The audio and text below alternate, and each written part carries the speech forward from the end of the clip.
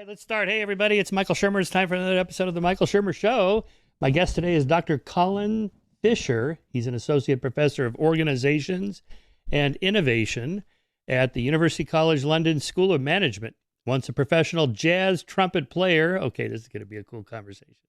Colin now researches the hidden processes of helping groups and teams in situations requiring creativity, improvisation, like jazz players, I guess, and complex decision making. He's written about group dynamics for both popular science and management audiences, and his work has been profiled in prominent media outlets such as the BBC, Forbes, NPR, and The Times. Originally from Redmond, Washington, he now lives in North London with his wife and two children. And here's the new book, The Collective Edge, Unlocking the Secret Power of Groups. Check it out. It's a great read. Lots of fun. Colin, how's it going? Nice to see you. Thanks for coming on. Yeah, thanks for having me, Michael. Pleasure to be here. So how did you get into, psychology in general, social psychology, group dynamics, and all that stuff? What's your story? Well, it was very improvisational, as you might imagine from my bio. So I, like many jazz musicians, moved to New York to try to make it as a musician. And when I was there, I had this master's degree program where you could kind of make up your own master's degree. And so I studied improvisation across different art forms. And I was writing my thesis. I started reading more about the psychology of creativity. And I found this woman's work named Teresa Amabile.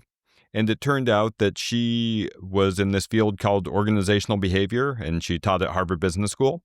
And I said, hey, I think I'm interested in that, and we have some common interests in figuring out how groups can spontaneously come up with something creative that no one of the people could have possibly thought of on their own. They thought that was a good idea, and at the other end of that, they make you a business school professor. So I found it, quite by accident. I went to a music conservatory where there were no psychology classes, so I really found this just by poking around and finding this line of research.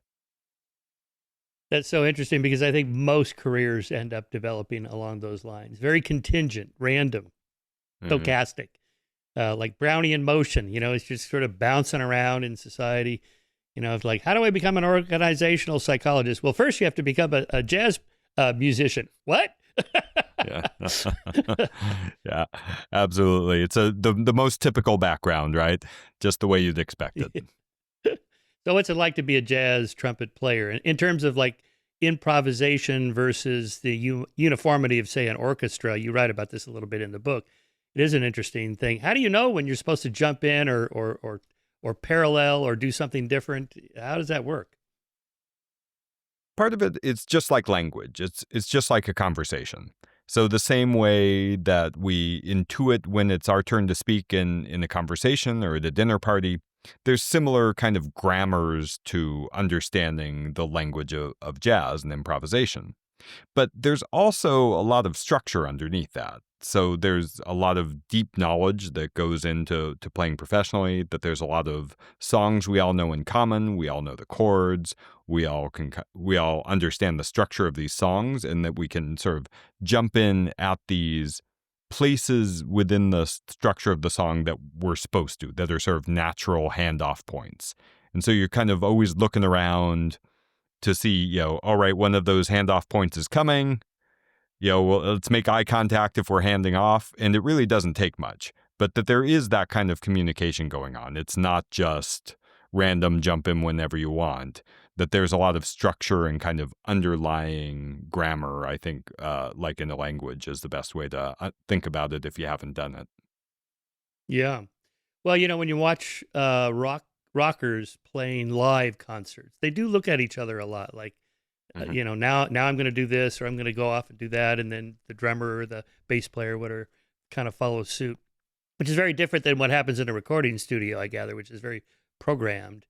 And you also mentioned, since we're on the subject, that the idea of having a conductor at an orchestra in, say, classical music was not always the case, right? Yeah, I mean, it was interesting kind of reading more about the history of where conductors came from. In that, as when, classical music was getting started, it was mostly church music. It was what you would find in a church choir or the organist and kind of a small chamber ensemble that's playing in a church. And not that many people fit up on a lot of these church pulpits, so there weren't that many people to coordinate. And when we needed to do something tricky with the church choir, what somebody would be designated as the kind of banger, and they would actually take a rolled up piece of paper and just bang like a drum to keep everybody in the same place. And, most kinds of music, other than classical music, use the constant pulse of a drum to keep everybody coordinated. But then, in the classical period, ensembles started to get bigger and bigger. And, I think we can blame Beethoven mostly for this, where he started writing for just enormous orchestras. He kept adding parts and adding parts. And that there's a certain part, if you've ever, been on one of these big stages or played with an orchestra, there actually is a little sound delay from one end of the stage to the other. That, sound doesn't travel, instantaneously. And so it wasn't realistic that we could just coordinate purely by listening to each other. And that was especially true once we have all these sudden starts and stops that you find in the kind of late classical, early romantic period. And so there we started to need a conductor. We needed somebody who could coordinate these starts and stops, who could, help us slow down a little bit or speed up a little bit. But it's still, we really didn't get conductors right away. That it was the violinist, who would stand up. They happened to be sitting in the front anyway, and they could sort of wave things around so we could all stay coordinated. And that this kind of specialized conductor role, where the conductor is its own job and they're seen as the only leader of the orchestra, is relatively modern. That it's certainly the last 150 years, let's say, and not the whole history of classical music. Yeah, so interesting. I saw Anna Sophie Mutter, the great solo violinist, at a concert in Frankfurt. I forget which piece they were doing, but it was something else to be that close, because I'd never seen anything that close. And the whole orchestra there, and I'm almost in the pit looking up. It was just amazing. Yeah. So yeah. So Colin, I didn't tell you I was going to ask you about this, but given the context of your importance of your book on group dynamics, I was wondering if you wanted to comment on the assassination of Charlie Kirk, the political polarization that's going on. It seems to be getting worse and worse. You write about that a little bit, but of course you finished writing this book long before any of this stuff happened, even probably before Trump became president again. So, do you have any thoughts on that? I mean, on some level, I think what I wrote in the book and what you could already see was the increasing polarization of American politics. And I wrote a little bit about how there's sort of this increasing us and them dynamic where your opinion on one set of issues now has to correlate with your opinion on all kinds of other issues. And that there's sort of increasingly enforced conformity within groups. And that's characteristic of all groups that see themselves in conflict with one another. That once we see that we're locked in this battle, then groups tend to enforce conformity more within themselves, and they tend to view the other side as being more homogenous, that they struggle to kind of individuate people who they don't view as part of their in-group.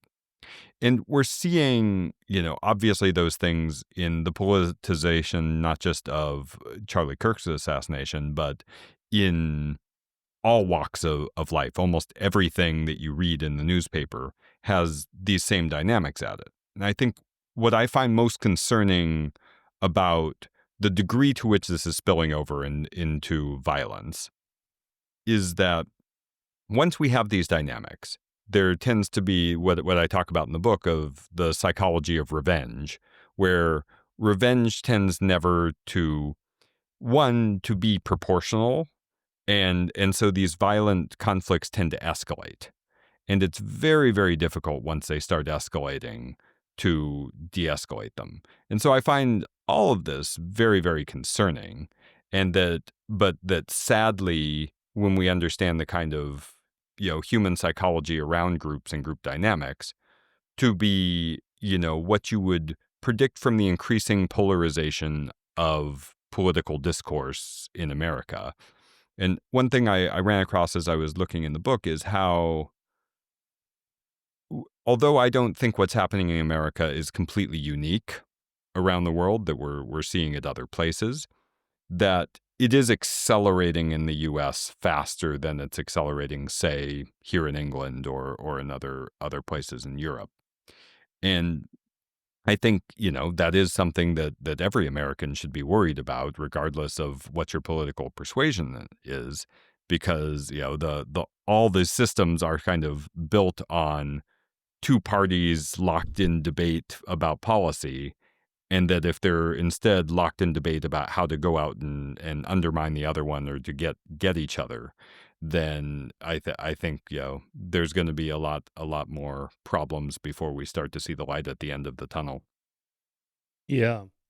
Well, we'll get to the light a little bit later when you talk about solutions to the sort of dark side of group dynamics. But just kind of general commentary, I think you're right about how the left and the right portray each other just on social media or cable news, TV and radio. I mean, from the right, everybody left of center, is a blue-haired, nose ring, screaming Antifa nut job. And on the other side, everybody on the right of center is a MAGA fascist who wants to take away our democracy and so on. And, it's just not like that. That's not true. I mean, the truth still matters. Yes, there are some whack jobs on the extremes of both ends, but most people are not like that. Most people are not violent. The power of belief is, such that if you tell people Trump is Hitler and everyone in MAGA is a Nazi, and then you imagine, would I go back in time to kill Hitler to prevent World War II and the Holocaust and so on? Yeah. I mean, most people will, yeah, I would do that. Would they really do that? Probably not. But if you have 350 million Americans and 400 million guns, somebody is going to take that rhetoric seriously and flip the political valence. If on January 6th, 2021, you're listening to a speech by the boss that says, this election was rigged and they're stealing your country from you today. Now we're going to all march down there peacefully, but come on, what did he think they were going to do? Sing Kumbaya?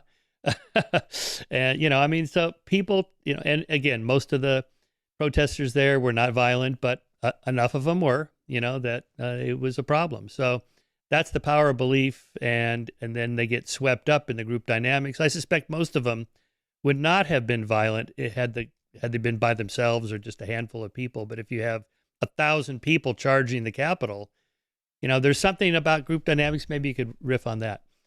Where you as alone would not join in a mob and throw rocks at police or whatever, but you just get caught up in the momentum. What's the dynamic there? I mean, it's amazing how powerful social norms are, that we feel like we know what's appropriate to behave and that we're sort of governed by this consistent set of beliefs, or our own personality and traits is what's determining our behavior from situation to situation. But, kind of as you're alluding to, when we're put into new situations and we're not quite sure what the appropriate way is to behave, we kind of look around and we see what other people are doing and whatever attracts our attention. And that when we're in one of these situations where, let's say, we're caught up in a big group or in a mob where we're not, used to being in that situation, we look around for what attracts our attention. And often what attracts your attention is somebody who's behaving a little bit out of the ordinary. But if one person, throws a rock or breaks a window, that now seems like, oh, well, if I do anything short of that, I'm not the worst one in this crowd. It's going to be okay for me to do that. But if everyone keeps doing that, then all of a sudden we go from being quite a peaceful crowd to being a violent crowd. And that one of the things that I think is really interesting in our psychology about this is that it's not that we take the sort of mean behavior in a group as to be what's normal. It's actually that what we're most interested in, and this is, by far one of the biggest problems on social media, is somebody who does what is doing or saying what we already think. So somebody we kind of agree with, but they're just a little more extreme than we are. And this is what psychologists call acrophily, our love of the extreme. So we like somebody that we see as being on our side, but they're saying it just a little bit louder, just a little bit stronger than we are. And on social media, that's what tends to get the most likes, is extreme opinions. But then what happens is that's what we think is normal. We think everybody thinks that because those are the loudest people. They're the ones getting the most attention. And now these algorithms are lifting them up so they're getting more and more attention. And now what's normal moves a little bit. So now we're a little more extreme than we were because the mean our perception of the mean becomes the mean. And now that's slightly more extreme. And over time, you see how polarization works its magic, and it pushes everybody kind of apart from the middle towards these extremes. And the other real big problem with this is we know from decades of psychology that it's unfortunate, but bad is stronger than good in our brains. So we remember negative events more strongly. We're about 4 or 5 times more strongly than we do positive events. And that the same is true when we're sort of looking on platforms like social media, or we're looking for what's going to be even acceptable in society. And so we see these negative things and they stick with us more than these positive things. But that in the world of social media, it's not okay to say a lot of bad things about your own group, especially under these conditions of intergroup conflict where, groups are enforcing conformity within their own ranks. So then it's only okay to say bad things about the other side. And that's what attracts attention. So there's these two forces of negative things are attracting more attention and extreme things are attracting more attention. Not super extreme things, but just a little more extreme than the kind of mean opinion.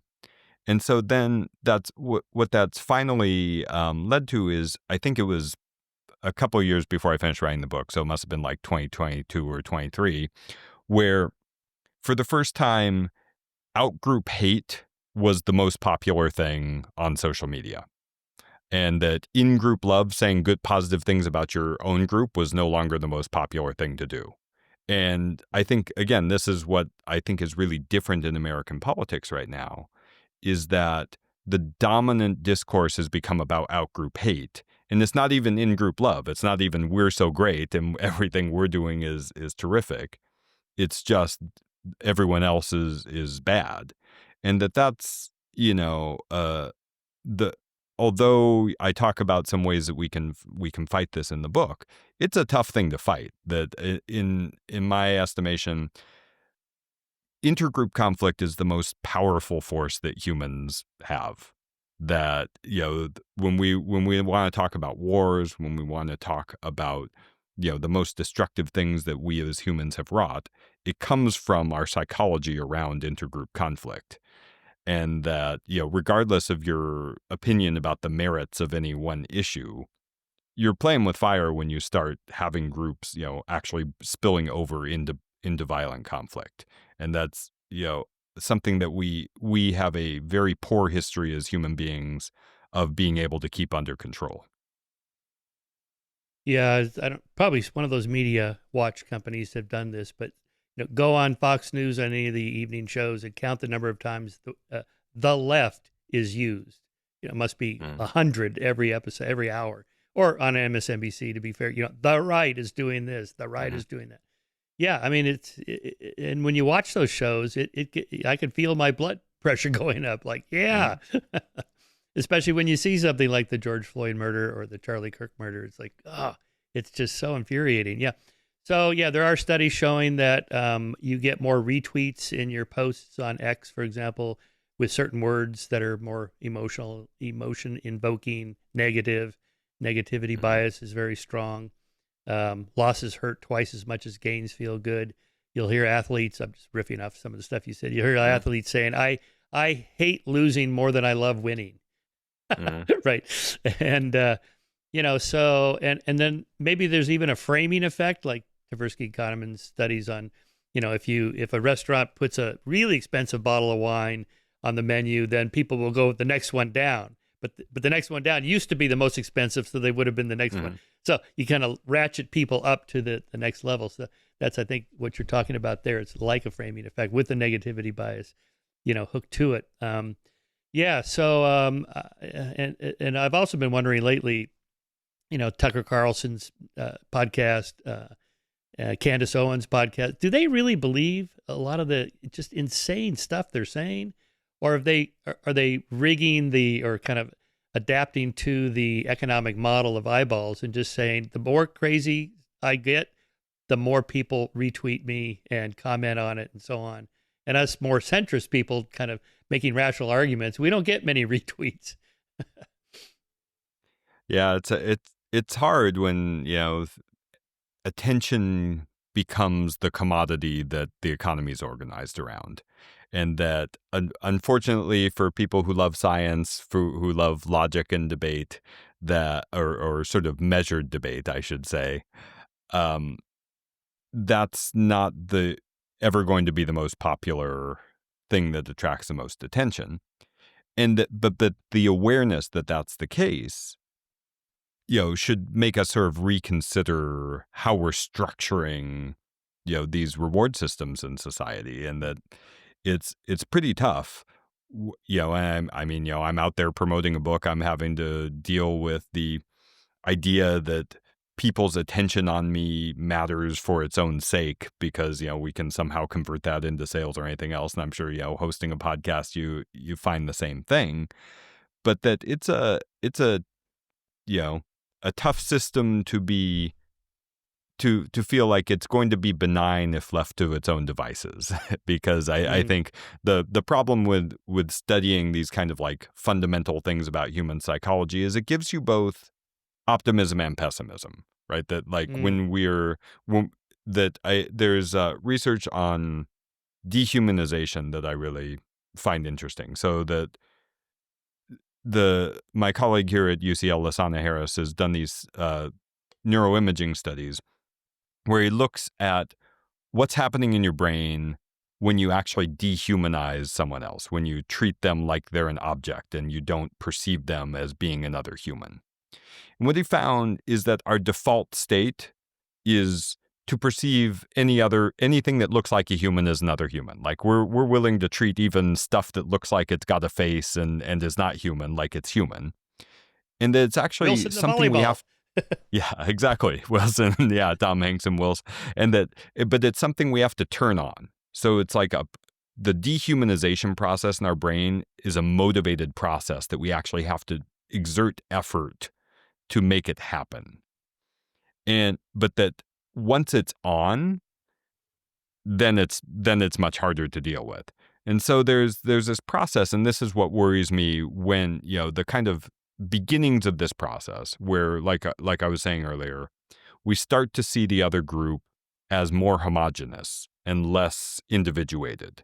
Well, that's the sort of very beginning stages of this dehumanization process.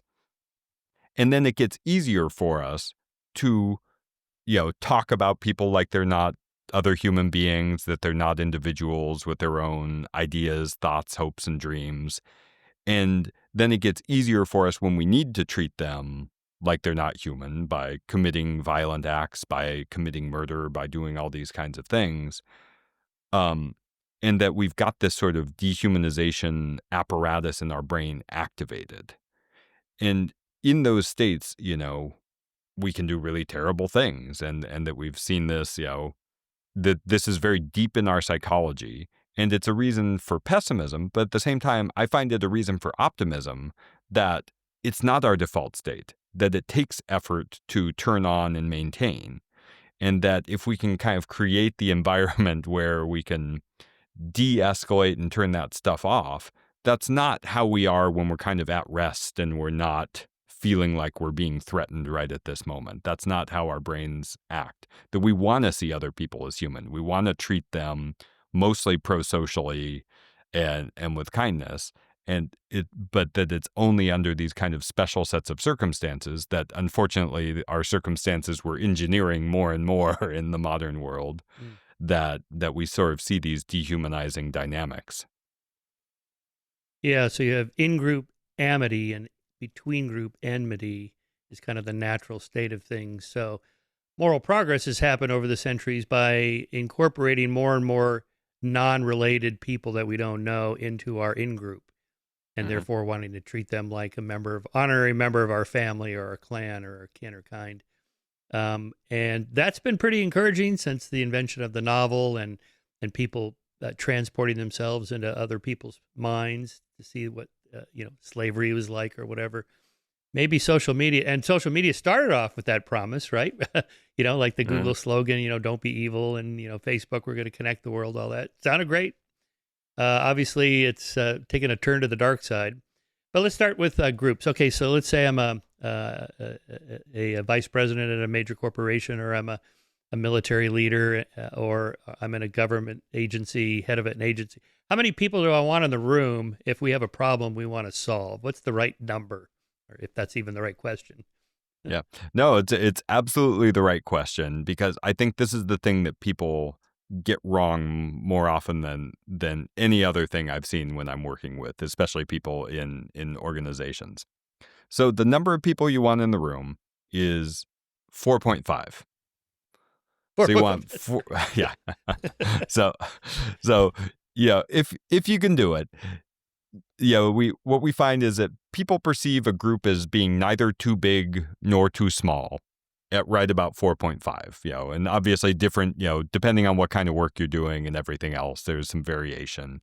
And that when we look at the data on when do groups and teams perform best, we see this kind of sweet spot in the zone between 3 and 7 people.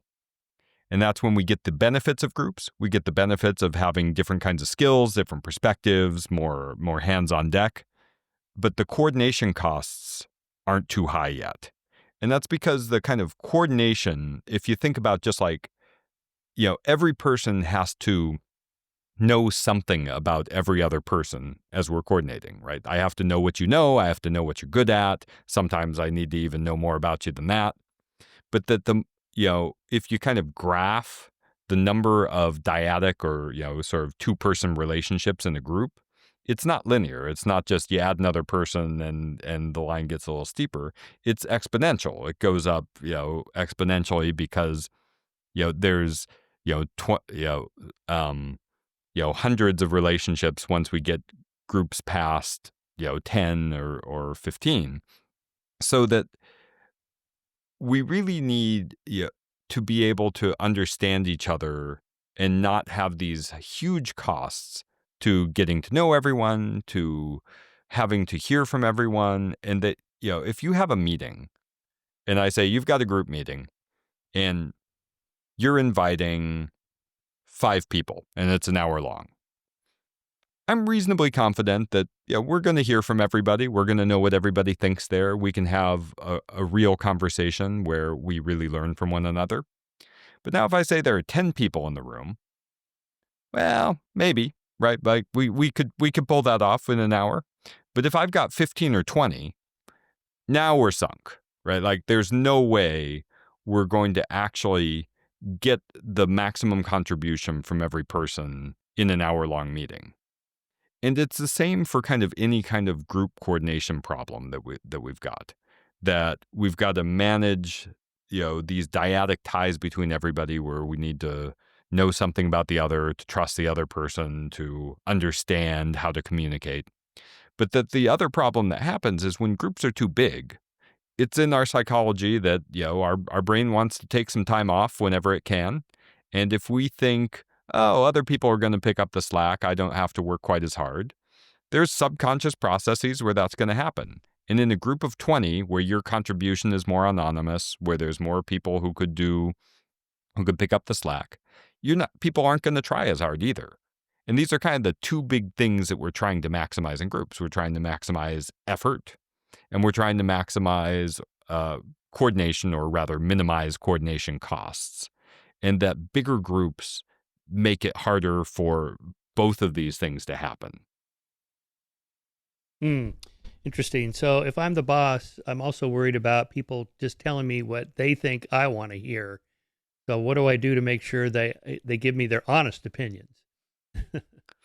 Yeah. I mean, this is again one of the great problems of groups and of having kind of hierarchically organized organizations, that we're very sensitive to cues that people we perceive as being higher status because we respect them, or literally having power over us. They control our promotions and our bonuses and things like that, that we want to please them. And it takes extra effort if you want people to say something that they think might be a little bit threatening to them. So you as a leader, if you want people to be honest with you, first of all, you got to say so. And that I would say this is quite often the sort of process never even gets started, because people don't say, when you disagree with me, I'd like you to tell me. I want people to speak up and share their ideas. And if they've got a different perspective, I really want to know what that different perspective is, because that's how we're going to get better. That's how I get better. That's how you get better. That's how people learn, is by confronting somebody with different information or a different perspective and trying to reconcile that with their current worldview. So the first step is just saying it. But then when people do say something that you perceive as threatening, to not smack them and whack them on the side of the head, because that negativity bias is going to creep right back in, where they're going to remember, feeling like they were punished by you much more strongly than they will all the times you praise them. And that they're really going to be much less likely to say something to you a second time. And so this is what Amy Edmondson at Harvard Business School calls psychological safety. This climate where it's okay to ask questions, to take interpersonal risks, to experiment with your behavior, and to fail and to admit it. And the other thing you can do as a leader is to model those behaviors yourself. If you want people to ask questions, then you've got to ask questions. You've got to praise people when they do it. If you want people to, tell you when they've made a mistake, you've got to admit when you made a mistake, and to see them do that. And I think the thing I see leaders make a mistake about psychological safety is to think that looks like this really harmonious, comfortable group, because it's got the word safety. It sounds like this is going to be this kind of kumbaya thing. But a really psychologically safe group is the opposite. That these are people who are not afraid to challenge each other. They're people who aren't afraid to disagree. And that actually a very psychologically safe group can look, a little more edgy and combative than, a group where nobody's admitting that they disagree. They're not admitting that they have different ideas than the boss. And so, this kind of like, pretend harmony that's on the surface may actually be a sign that there's something wrong rather than a sign of a healthy group. Yes, you mentioned the devil's advocate. That was actually an official position in the Catholic Church in the Middle Ages. The advocatus diaboli, that is the person that we want in the room before we pronounce sainthood on somebody, to give us the best arguments why this person shouldn't be a saint, right? Because they knew that there were a lot of fake miracle stories and stuff like that. Yeah. So how many of those, if I have let's say 6, 7 people, do I want one official devil's advocate that's going to make the opposite argument, whatever it is? So I think the idea of seeking out points of disagreement that's kind of at the core of this idea of a devil's advocate is a good idea. But I would tweak it a little bit and update this from that Catholic tradition of devil's advocacy to say, if we're going to do something, let's not do advocacy, let's do inquiry. So instead of being the devil's advocate, I'd rather you be the devil's inquirer and say, all right, maybe I'm not going to like make the case for the opposite position, but I'm going to ask a bunch of probing questions about whatever the emerging consensus is. So if I feel like, we're all agreeing that this is the right thing to do and we should give Michael sainthood, well, I'm going to ask questions that try to surface some of the opposite case. So I'm not going to make that case myself, but I'm going to use questions to make sure that we're getting everyone's perspective and information out there in the room. And I think the reason for that is when we look at research on group decision making, when you introduce advocacy into discussion too early, then the whole thing turns into advocacy. So if I start advocating for my preference and you prefer something else, then it's likely you're going to start arguing back for your preference. But in making these kind of arguments about people's different preferred options, we tend to not surface all the information that the group has. And then we end up making our decisions based on partial facts, partial information, and the research shows that we end up making inferior decisions to when we all focus and say our job, it's us against the problem. And our job at the beginning stages of this discussion is to pool all our information, pool everything everyone knows. And then we're going to decide what it means. But we're not going to start deciding what it means before we know what the pool of information looks like, because that's where we make mistakes. That's where we're sort of biased by our own preferences at the beginning of the discussion. And that's where we see some of these catastrophic political mistakes. In the book, I talk about the Bay of Pigs. And how, the Kennedy administration was just looking for confirmatory information. They wanted to invade, and so they went around hunting for reasons to invade. And you're going to find, confirmation bias says we're going to find those reasons if we're out there looking for them. But then they were actively suppressing the other side because they were taking this kind of advocacy position. When somebody would start to make the opposite case, they'd argue them down. And then over time, we never got the opposite case, that, people just didn't speak up, even though people in the room knew this was a terrible idea. So the information was there, but people didn't speak up because that wasn't what the boss wanted. And as your question implied, that's a big problem in companies and governments all over the world, that this is often what gives groups kind of a bad name and gave rise to these terms like groupthink that sort of are why we think groups maybe are less than the sum of their parts more often than not. In that particular example, Kennedy inherited that invasion plan from Eisenhower. His administration had originally made that plan, as governments do. We should be prepared for this and that. But he had a lot of Eisenhower's staff still on, and then that's when he made after the Bay of Pigs disaster, when he made the famous comment, "I'd like to break up the CIA into 1,000 pieces," which is now used as part of the JFK conspiracies. Oh, he was going to end the CIA, so they killed him. Yeah, who in the CIA killed him? Okay, anyway, I don't want to go down that rabbit hole. But then in the case of the Cuban Missile Crisis, if I recall, Kennedy had his brother lead some of the discussions, so he wasn't in the room, so that his staff would more likely say what they were really thinking when he wasn't there. Yeah. And he did a better job of assembling a staff who were likely to, disagree with each other, right? And this is the kind of famous Lincoln team of rivals idea where you get the people who don't agree with you to be in the room in the first place. And when you're making really important decisions, that's a good idea, right? That if, and that's kind of at the heart of this devil's advocacy. But then the danger when you get a whole bunch of people who disagree with each other in the room is they're just going to sit there and argue.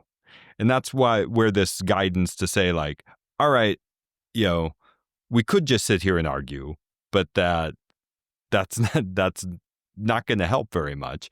The reason we want people who have these different perspectives, different information in the room, is so we can pool it all together and see what it adds up to. And if we just sit here and try and prove each other wrong and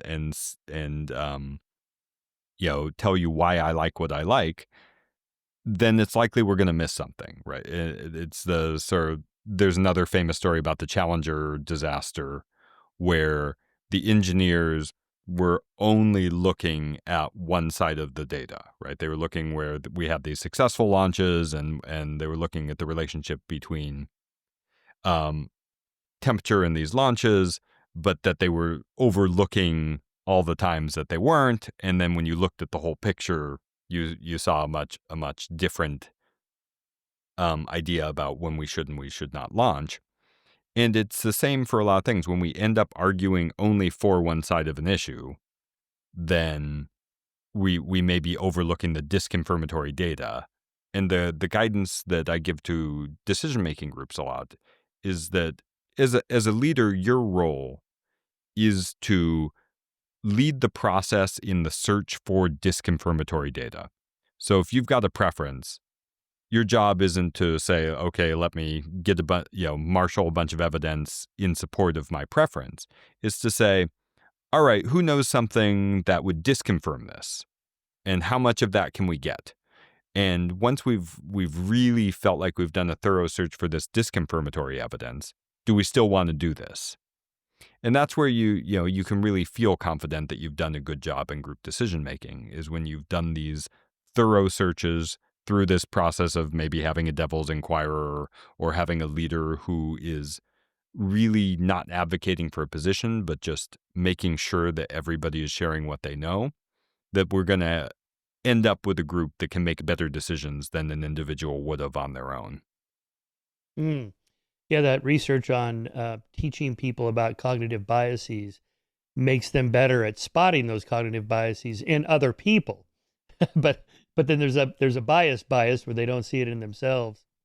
But your point, I guess, is that if it's a group, then it doesn't matter if the person doesn't see it in themselves. They see it in others, and the group itself can then get nudged in the right direction. I mean, it is, in that I think it's designing a group process that acknowledges that we are biased in favor of our own preferences, in favor of our, things that are going to make us feel better about ourselves, and these egocentric biases, and that's going to be true, that you're going to be more confident that you're right than you probably ought to be. And that knowing that, isn't going to make you, maybe it's not going to make you doubt yourself if you were making a decision alone. But if then you design a group process that says, maybe that's the case. And that I try and explain these like group process interventions like insurance. So it's not that we, pay for insurance because, we think every single time we get in the car, we're going to get in an accident, right? We buy insurance for the one time in, 100 or 1,000 that something happens. And it's the same with group process, that most of the time our initial preference is right? Like we come in the room and we think, oh, we should hire that one and not hire that one. Mostly you're going to be right about that. And it's going to be rare that we, information is sort of distributed such that if we had voted right at the beginning of the meeting that we're going to discuss it for an hour and come up with something different. Most of the time that doesn't happen because information is normally distributed and normally we have an accurate sample of that information. But sometimes we don't. And sometimes we invade the Bay of Pigs when we shouldn't have. And sometimes we decide to release New Coke or the Ford Pinto, and, we had the information right there in the room that we shouldn't have done that, and we didn't use it. And that's what all these kinds of approaches of a devil's inquirer, searching for information, really, withholding judgment until we feel like we've done this analysis. That's what it's for. And yeah, it's going to feel like, maybe we didn't need that last 15 minutes of discussion, 4 out of every 5 times, but it's still a better way to run a business. You have so many fun examples. You mentioned the Coke and New Coke. You always wonder when they do things like that, what didn't somebody in the room go, I don't know if this is such a good idea. I was thinking of the Cracker Barrel brouhaha a couple of weeks ago. They've redesigned the logo, and then everybody lost their minds about it. And they said, oh, never mind. Why didn't they have that discussion before it became public? Or the Office Space. That's one of my favorite films, by the way. And the business about flair. You got to wear flair. What was it? Yeah. TGI Fridays was doing that, right? Yeah. Don't they market test these things? You'd think. I mean, this is the, never describe, never attribute to malice what could be attributed to incompetence. And that, and that, I mean, I think one of the reasons I wrote this particular book I did, which is really trying to emphasize the basics of collaboration and teamwork, is because when I go into organizations, that's almost always what needs to change. It's not the kind of like subtle, oh, I'm a like master Jedi of understanding group dynamics and can like operate at this super high level. It's very simple things like this group is too big. People don't know why they're in this meeting because you didn't tell them. They don't know what the task is, and that's not a good group task in the first place because you haven't thought about like what a good group task is. And, we're sitting here trying to make a decision where I'm trying to, get people to brainstorm suggestions, but the norms of our organization are such that we've been suppressing new ideas and dissent for so long that nobody's willing to suggest them. And so this is really, it's sort of like, there was that book a while back by Atul Gawande, The Checklist Manifesto, that's just saying like, what we need is a set of reminders for the stuff that our psychology doesn't naturally predispose us to do. And that groups are something that, although we are predisposed to group in some ways that are good, like it's good that we have groups and that we can use them to accomplish great things in the world, most of them aren't prepared for the kind of organizational situations that we find ourselves in at work. And so we need these kind of checklists of, well, I'm coming into a room and there's a bunch of people who don't know what I know. They're not thinking what I'm thinking right now. And how do I make sure that I'm making these things explicit? That here's why I think we're here. Why do you think we're here? What are we trying to do? Do you know who you're supposed to be collaborating with? And this was one of the most stunning pieces of research I ran across in writing the book. So there was a study by Ruth Wagaman and their colleagues of top management teams. And they asked top management teams a really simple question. How many people are on your top management team? And then they just saw what percentage of these, the top management of huge organizations, many of the Fortune 500, and only 7% of top management teams had agreement on how many people were even on their team. 93% disagreed on who even they're supposed to be making these decisions with. And so I say there's really simple things that we're not doing in organizations, like who are you supposed to be working with? Do you know? Do you know who you're supposed to be working with for this task or that task? Who's supposed to make this decision or that kind of decision? And most of the time, the answer is we're not precise enough about those things. And that what I'm trying to do in this book is really bring to life the importance of going through this checklist of like, who's on the team? Is that the right people to be on the team? Do we know what we're trying to do? Is this like a whole task that's actually going to be motivating for a team to do? Or is this kind of work that would be better split up into individual work? And do we have norms that promote collaboration and communication that we're going to need to do if we're going to be more than the sum of our parts? And that if we got those things right, even like 10% more, boy, I think we'd live in a better world than we live in, because the groups I see in even the most important organizations, they've got plenty of problems. It's almost nobody's got this right, which is, it's great. It keeps me in business. I'm not complaining about that, but it's something that it's clear there are parts of our psychology that don't let us kind of do some of these work tasks that we need to do in groups as efficiently as we could. Yeah, I invented my own bias. I call it the biography bias, which was one of my Scientific American columns after the Steve Jobs biography came out by Walter Isaacson. Everybody read it, of course. Kind of pouring through it to see what the secret sauce is to making a great leader. Okay, so you go to a elite liberal arts college, you drop out early, you move back to your parents' house, you started a computer company in the garage with your buddy, and then you act like a real asshole and jerk to everybody, and then you become a billionaire. It's like, oh, okay. Right. So this is really technically the survivorship bias, right? It's like we're only picking the winners and going through, okay, or, the seven effective companies or the 11, whatever those business books were. They just take after the fact the most successful companies, and then they go through and say, what was their management style or what was their group dynamics or whatever. But that's post-diction. After the fact, you have to start now saying, okay, here's the stock market right now. Pick one of the companies, or pick the top 10 you think are going to be, and then in 10 years we'll see where they are.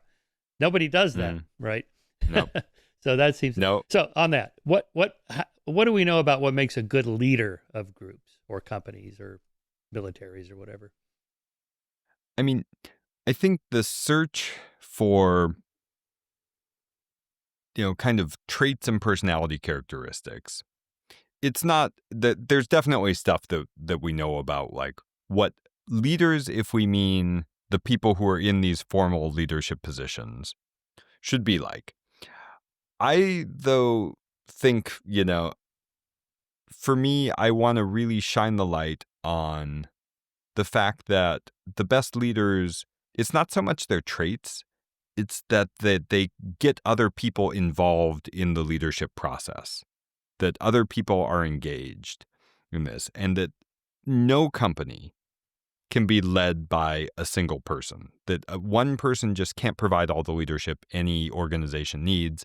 And that's true, whether it's just, even if it's a basketball team of 5, if you've only got one person providing all the leadership for that group, that's still not going to be enough.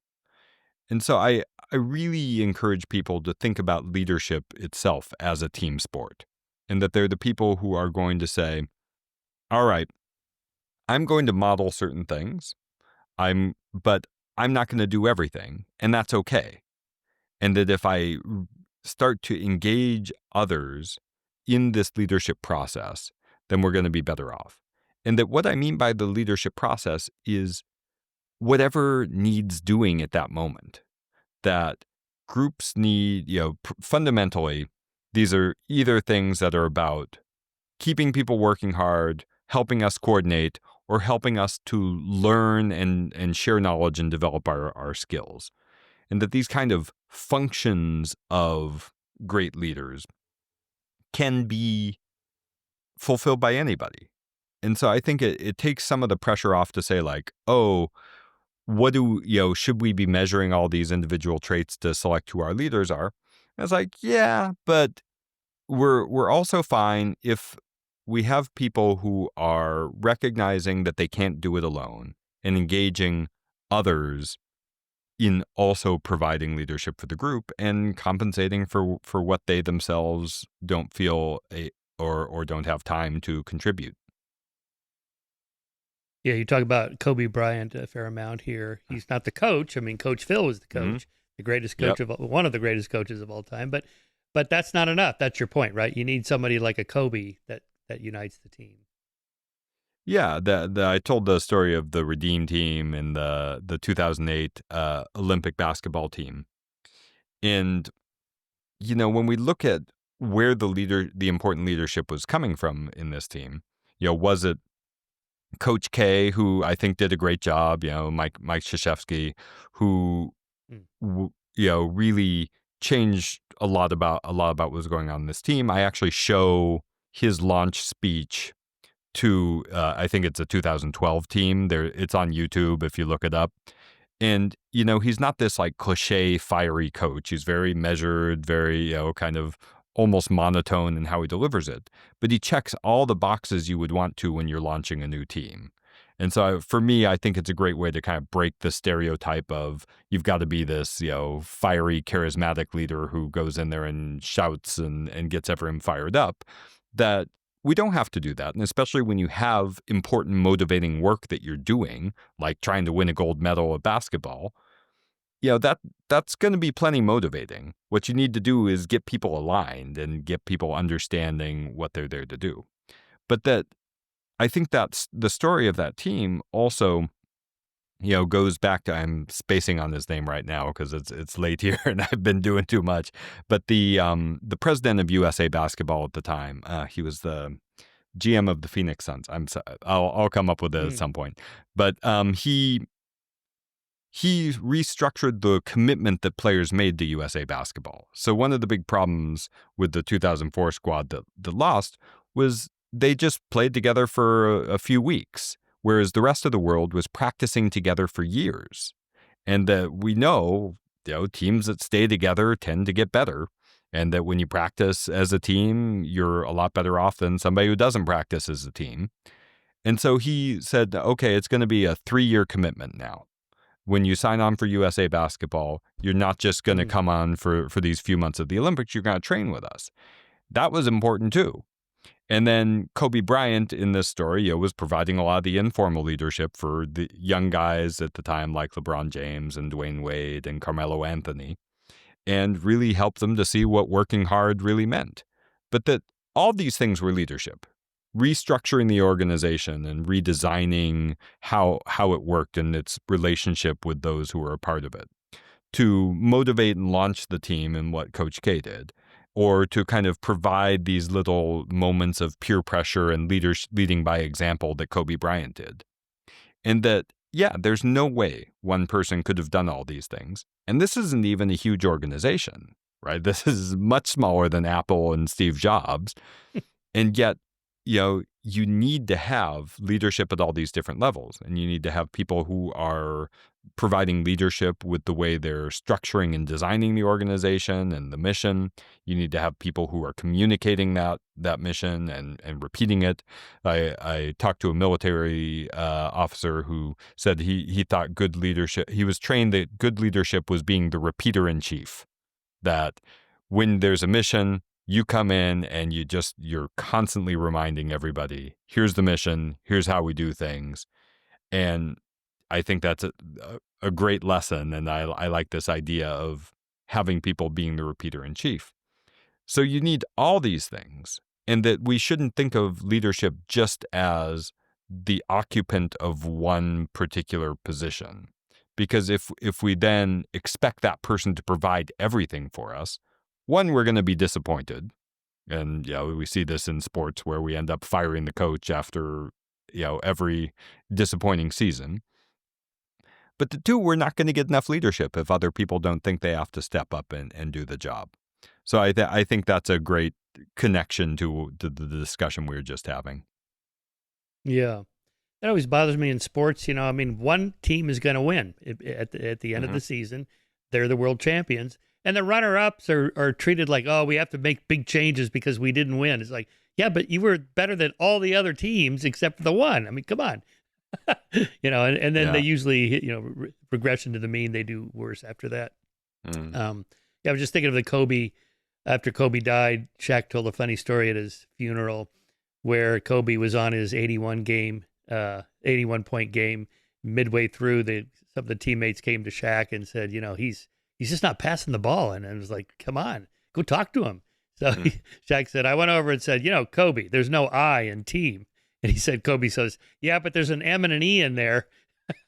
And then so Shaq says, I went back to the guys and said, he's not passing the ball tonight. We're just going to support him. Yeah. It's funny. So that brings up the subject of, cooperation and competition. Yeah, I want to be a good team member, but I also want, I want to be the superstar once in a while also and be selfish.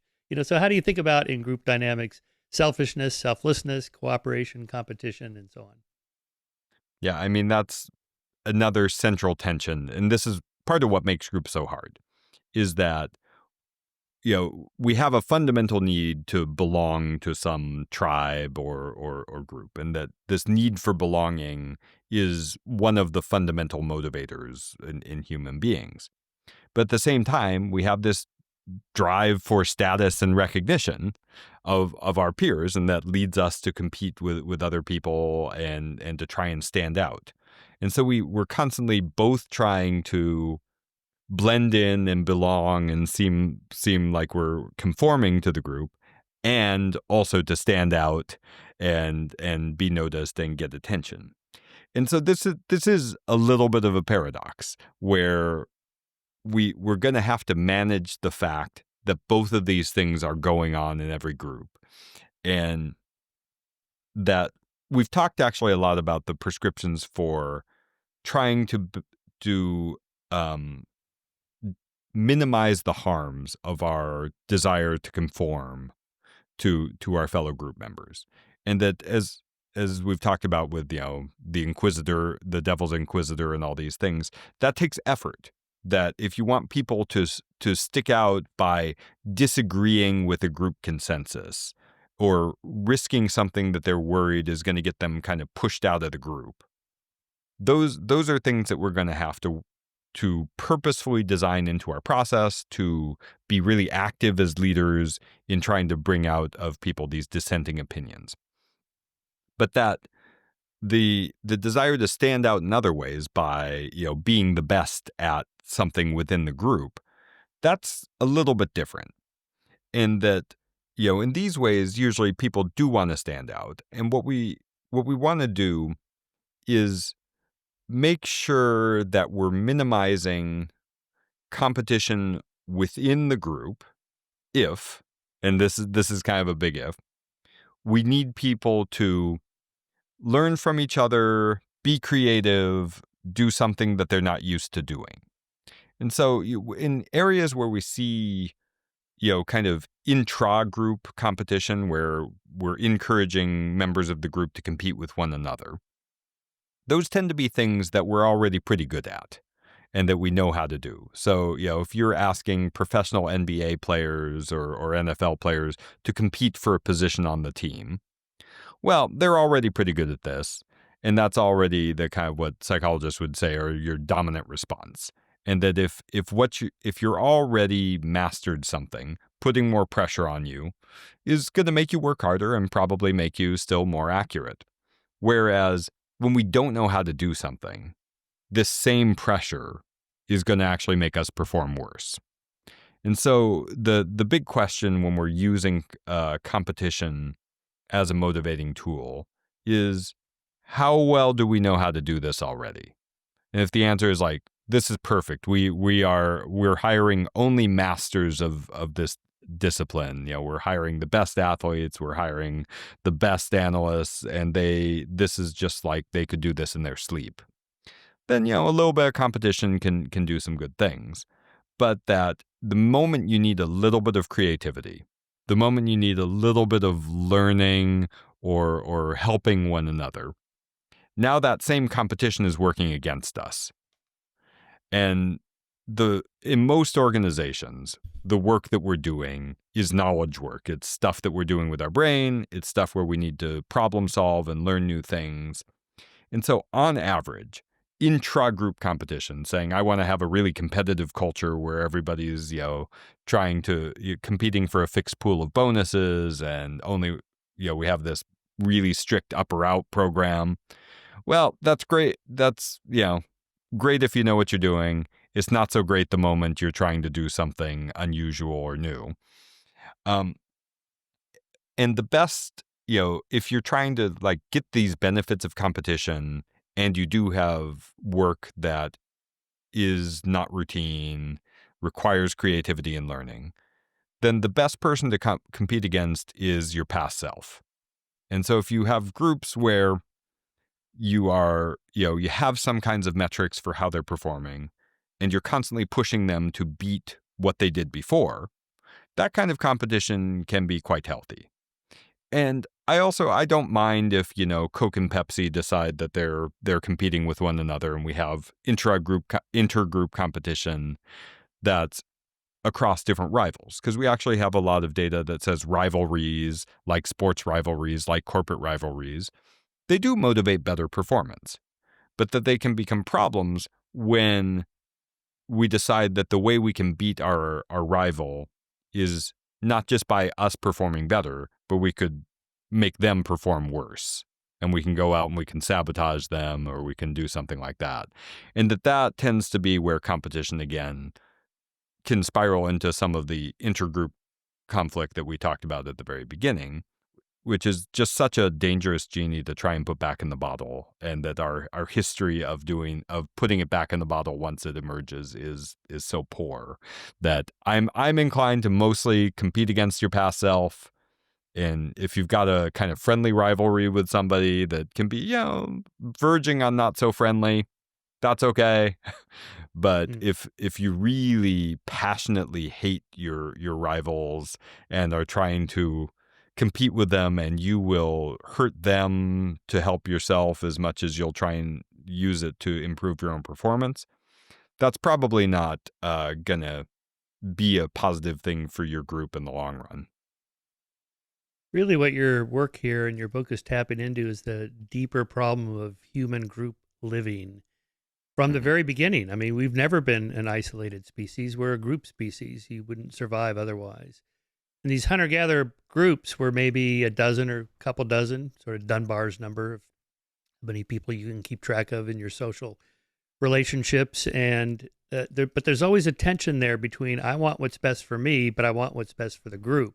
And a still deeper problem is the problem of altruism in evolutionary theory. Why would any organism sacrifice any of its resources to help some other organism that it's not immediately genetically related to? And the answer appears to be because it's not always going to go well for you. So it's good for you to be nice to your fellow group members when you're on the positive side of resources, so that when it doesn't go good for you, they're more likely to reciprocate. So this is reciprocal altruism. And still more than that, there's all these norms set up in these hunter-gatherer groups to enforce, kind of altruistic or cooperative behavior, meat sharing and tool sharing and things like that. So there's that constant tension. I want what's best for me and my family. You want what's best for you and your family. But I know that you know that I want what's best for me, and I know that you know that I know that you know, and so on. So you get a common knowledge thing. We all know what we're after. So we have to kind of set up norms that we publicly acknowledge are good. Otherwise, the group is going to fall apart. Yeah. I mean, I think you've said it exactly right, that altruism and pro-sociality to our own group members is pretty hardwired into us. And I think it, where, we get into this kind of, who is right about human nature, Locke versus Rousseau stuff. It's like, I think Locke, is clearly a little bit wrong, because we're going to be pro-social towards our fellow group members, kind of no matter what we do, and we can't do much about that. But so we can only sort of fall apart as a society to a certain level of abstraction. But we're not going to be sort of every individual for themselves, just because that's not how we're wired. But we can fall apart pretty far, and that and that these social norms that hold things together, as you say, are very, very fragile. And I think, to come back to what we were talking about at the beginning, we're seeing in American society how fragile they are once we start to break them. And that, what used to be the norms of how we all treat each other, what the norms were in political discourse, those norms have been, eroded slowly and then quickly. And I think, how the power that we have confidence that somebody who maybe is not, I don't identify as exactly being in my group, but I don't view as an active rival or an active enemy, that our sort of trust that treating that person well is going to be good for us, when that starts to erode, that's eroding what holds society together. And I think this kind of comes back. What I hope the book does, it's more managerial than, like Robert Putnam's Bowling Alone or something like that. Because, I teach in a business school. Most of my research has been on work teams and helping them perform well. But we are at an age of unprecedented individualism, where it's not just in America, that this is all around the world. And you look at every statistic that indicates some kind of individualism, whether it's living alone, whether it's the size of families, it's how much parents seem to value the uniqueness of the names of their children. All these indicators suggest that individualism is just rising and rising and rising and rising. And, on some level, that's the thing that we don't know what happens when we do that. Like we don't know what happens when we have an individualistic society where social norms that hold communities together start eroding, and that we don't trust our neighbors. We don't trust the people down the street. We don't trust, the various sources of news that are coming to us, unless they're beamed straight to us from, a card-carrying member of our tribe. And I think, that part's new territory. And so I hope this is a message of not just how your work team can work better, although I think that's the main thrust of what I'm writing about. But it's also how all kinds of groups can work better, whether they're social clubs, whether they're your PTA, whether they're, having government meetings or school board meetings that operate better and you learn more about what everybody thinks there. I hope all those things are part of what people can take away from having better groups. Are you worried about remote work post-pandemic? I mean, isn't this kind of going against what group dynamics is all about? You're there in the room with other people. Well, I am and I'm not. So obviously we lose information when we're not in the room together. That, our brains were set up for us to read all kinds of nonverbal, subtle cues that we have a lot more trouble reading when we're reading them over a screen. That said, the positive of remote work is that we can get people with the right expertise, even if they're not nearby. That we can get people who know the stuff that we want them to know. We can, compose groups for more specific and relevant knowledge, skills, perspectives than we could if we were relying on who lives within driving distance of this location. So there's kind of a positive side to it, in that I think the research I've seen on this suggests that we need to distinguish, people talk a lot about hybrid work when they're kind of talking about this debate. But there's two different things hiding underneath this idea of hybrid. One is, for an individual, your ability to sometimes work from home and sometimes work from the office. And the research on that suggests that's a pretty good thing. That giving people more flexibility, gives childcare is expensive. There's all kinds of reason, we don't have commutes. And in some of these big cities, commutes have become, a huge drain on the economy. The amount of time we just spend getting back and forth is a big cost. So there's a lot of benefits to that kind of hybrid. But hybrid meaning some people are in the room and some people are online. The research on that is that's bad.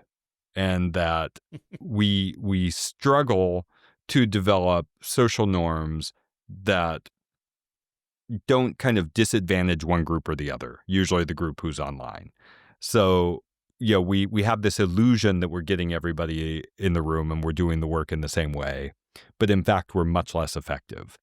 And that we're actually better off, even if some people are in the office, but if a couple of people are remote, we're almost better off all getting on Zoom and having the meeting virtually, because then we're on an equal playing field. We're all in the same space. We can develop social norms that allow us to communicate as well as we can over this channel, and we can get work done. And that essentially, I'm a big believer in humans' ability to learn to use new technologies eventually. That at first we don't always, and that but that we're all a lot better at virtual meetings than we were when the pandemic hit. And I imagine that 10 years from now we'll be better. Did you teach during the pandemic? It hit I hated it. right then. Giving these remote Zoom lectures, and almost all the students have their cameras and microphones turned off. I have no idea if they're even in the room. It's like, this is just so depressing.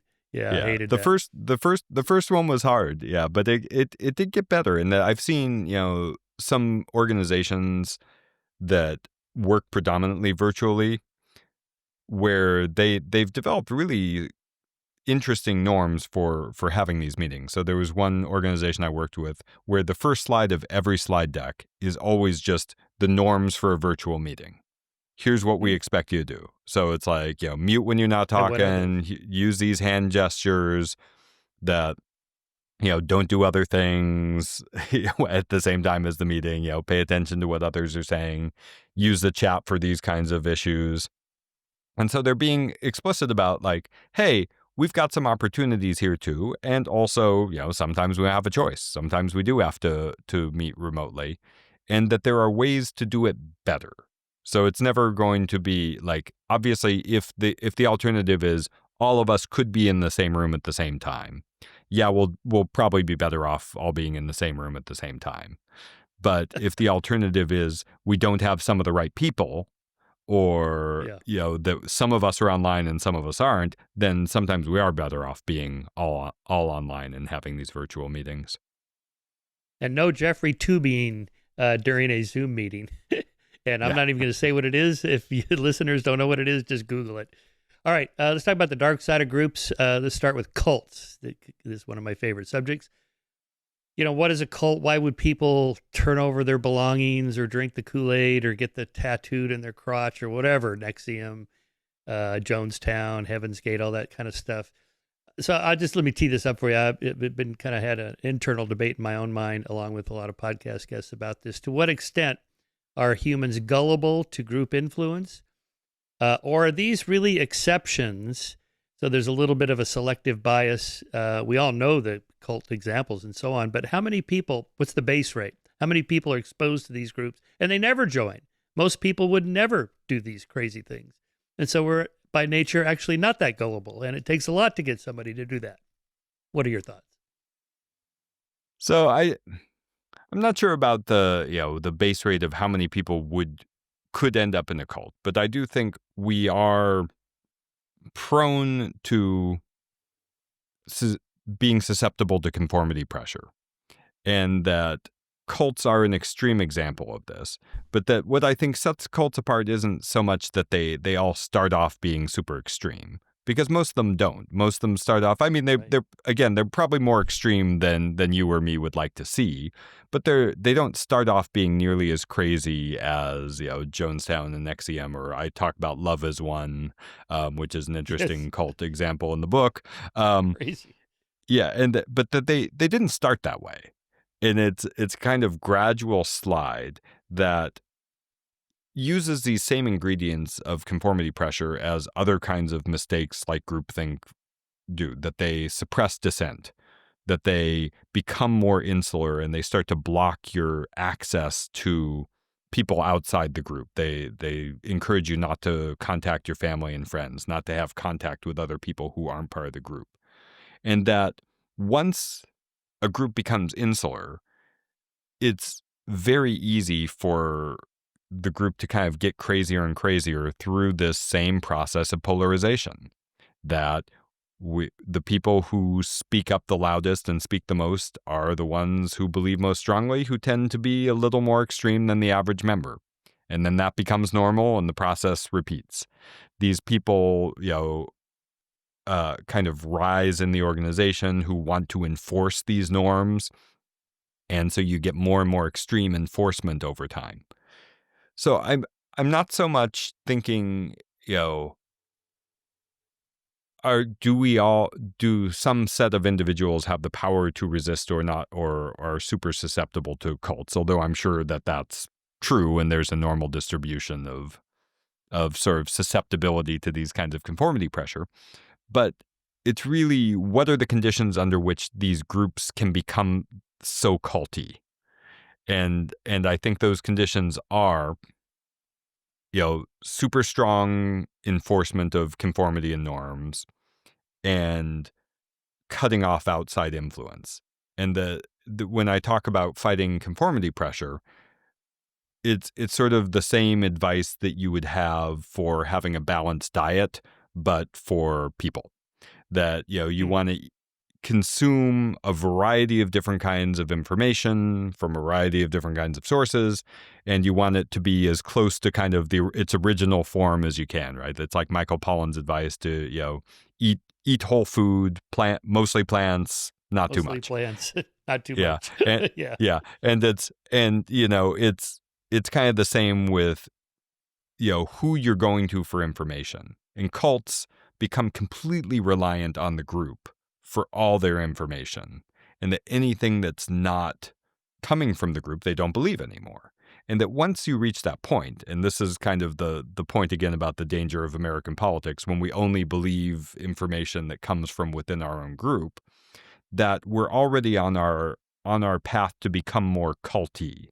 So it's not so much that, I know there are researchers who want to draw a very bright line between what is and what is not a cult. But I think it's more helpful to think of kind of this continuum where all groups have conformity pressure, and you want to be as unculty as you possibly can and and be actively fighting conformity pressure, whereas cults are completely giving into it. They're not just viewing it as inevitable, they're viewing it as a feature of group life, that we want that conformity pressure, we welcome it, that we're all about creating that conformity pressure and making it stronger and stronger and stronger.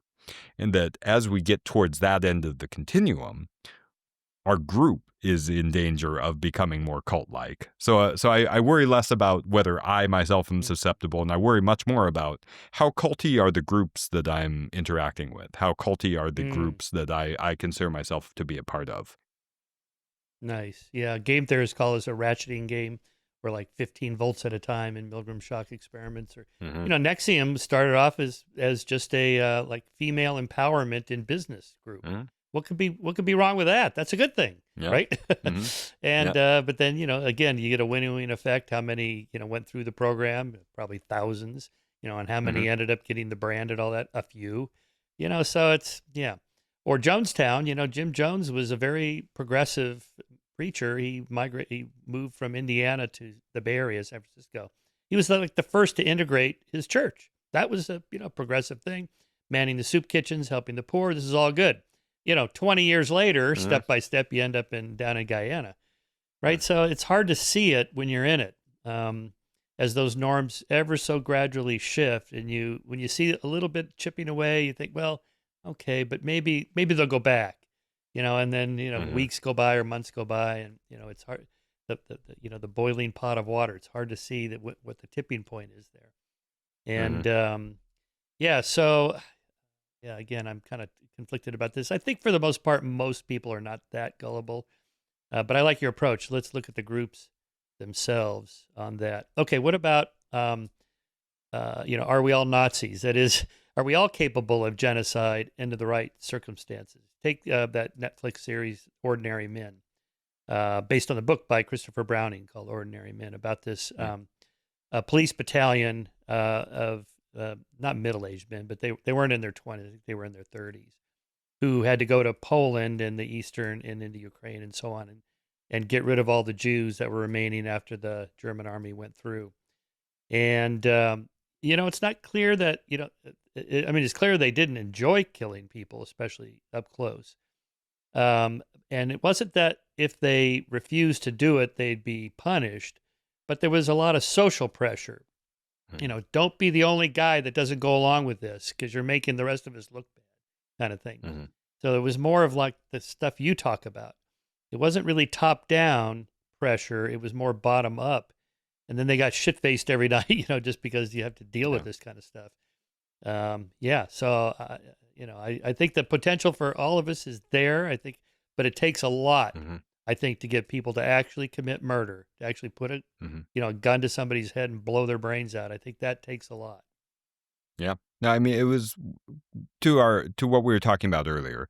It's effortful to turn on this dehumanization system for us. And so, like, conformity pressure to really commit what we usually consider to be evil, which is the treatment of other human beings as if they were not human beings. That's hard for us. It's not impossible, but it takes some effort.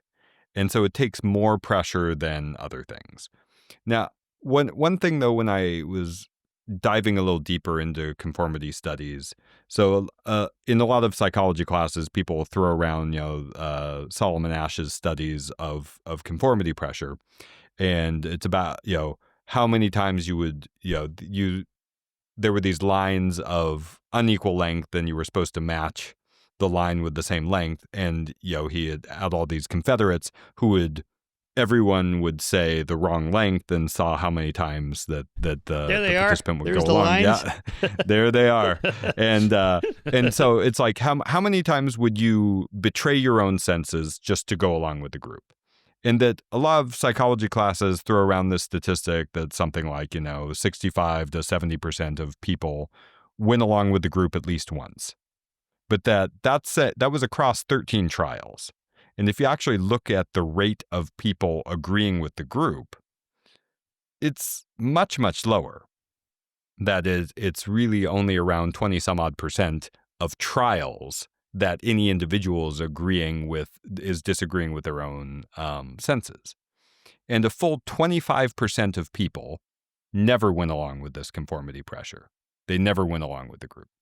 And so if you're in a group of 4 and saying like, well, how often is this group going to just like stay silent and nobody's going to speak up and nobody's going to say when they disagree with the group? Well, chances are in a group of 4, somebody's there who's going to dissent every single time when they disagree. And that I think sometimes social psychology portrays us as more conformity seeking at the individual level than we really are. So it's like at the aggregate, yes, we are conformity seeking creatures, but the variation within us as individuals means that people do speak up when they say something. And the question, and this goes back to this idea of are we going to become cultier or not, is what do we do with that person who dissents? Do we squash them down and try and silence them? Or do we listen to them and say, hey, maybe there's something to that. Maybe we should think about that and listen to that person. And that the groups that are least culty are the ones who are not squashing that dissent when somebody says something. They have systems to try and protect those people who are going to dissent and listen to them and try to learn something from the fact that we all do believe different things, and we don't want to end up as these extreme cases like the Nazis, where we see, both conformity pressure and these intergroup hostility and vilification running amok. And that, I talked about buying insurance for these problems, they don't happen all the time, but when they do happen, they're really, really bad. And that I hope we're investing in that insurance, at least at the level of your own family, your own friends, your community, that you're, not becoming a person who's enforcing conformity for the sake of enforcing it, because that's generally not a great thing, especially when we're talking about ideas. I recall, didn't Ash have one condition in which somebody before the actual subjects, one of his shills, voted for the correct line, and then conformity to the wrong line plummeted by just having one person that kind of validates it. I think Milgram did something like that. If the subject was in the room rather than in another room with the recorded voice screaming, they were less likely to go further up the shock box. Or if they had to actually put the person's hand on an electric pad or something, they were less likely to conform. In 2010, I worked with Chris Hansen and Dateline NBC replicating some famous psych experiments, including Milgram's shock experiments. We built a box with the toggle switches and the whole thing. Now, this wasn't a scientific experiment, but we only had time for 7 subjects on that particular day with the shock experiment version. But you could tell they were pretty uncomfortable doing this. I mean, they didn't want to do it. They were squirming and giggling like uncomfortably, and we had one woman who just refused to do it. I see where this is going. I'm not doing this, and a couple of other guys are like, yeah, oh, is he okay? Are you sure he's okay? And we had our actor playing the director. This was a reality TV show. You're trying out for a reality TV show called What a Pain. Would you shock somebody anyway? So so our guy was repeating Milgram's script. You must continue. You have no option. You have to. I have to. I don't have an option. What? It's like you could tell they was not comfortable. And then we did the smoke in the room. We just piped in some theater smoke where they're filling out a form to try out for this TV show. And, everyone around the table just dutifully continues filling out their form while the subject's like, and you can see they're looking at other people like, are you guys seeing this? I mean, what? All right, well. And so there, I think normally, if the building really was on fire, people would not just sit there filling out their form. They would do something. So if no one's doing anything, that's a pretty good cue that it's probably not that dangerous or threatening. Yeah, no, I mean, it's perfectly reasonable for us when we're not sure to look around and see what everybody else is doing and assume that, if everybody else is acting one way, it's okay to act that way. And, if we kind of go back to this evolutionary psychology lens, following the herd is mostly a functional thing, right? Like it helps a group act more quickly to avoid threats and take advantage of potential resources. When, if you see one person running, you also run, right? That's probably a evolutionarily safe thing to do, because running when there's nothing to run from isn't that terrible, but not running when you ought to have ran, it can be quite terrible. So we really, conformity pressure isn't all bad. And I talk about the idea in the book that we do need to go along to get along sometime, because we have these kind of dual needs to blend in and stand out at the same time. But if we're all trying to stand out all the time, we're not going to get anything done. We're not going to get anywhere. So this pressure to kind of, go along to get along ends up being functional for us to, coordinate in the face of a bunch of people who do have sometimes competing preferences, competing desires, but are willing to give a little bit of that up for the good of the group. And on some level, that is what group life is. That if we give up a little bit in the short term, that we can build something better in the long term. That's how we build organizations. That's how we build society. That's, how humans, E.O. Wilson wanted us to be a superorganism. I think most biologists don't quite agree that we're as ant-like as he argued that we are, but that we still, we can do a lot of great cooperative things together. But it does require us to sometimes not get our own way, to not be recognized when we think we ought to have been. And that's part of it. Wasn't there a big demonstration of like 1 million people in the UK this last weekend about immigration? This there was touches one of these deeper issues about a nation as a group. What does that mean? I mean, how much variation in values and race and whatever is too much to constitute our group? We've lost our group, right? I mean, I'm not asking the correct answer because there is none. But it's one of those tensions that nations are experiencing now with immigration. No, it is. It's a something that, that nations are these, constructions that in some cases we made up. I mean, I'm living on an island, so it's mostly clear where these borders went, but not all of them, right? Like, I mean, people fought a lot over, exactly where we draw these lines. Yeah. And that, these are socially constructed, and our agreement on what it means to be a nation, to be a community, is something that we're always negotiating and renegotiating. And it's changed as it's gotten easier to travel all over the world now. So, getting people from one part of the world that's far away to another part of the world is a lot easier than it used to be. And so we're seeing, these kind of mixing of different cultures and languages and values at a rate that we'd never seen before. And I mean, I'll tell you, living here in London, you see it, I think, more than anywhere I've seen. So I've lived in New York City too, and that, like, this the sort of degree to which everyone is from everywhere in London is really striking.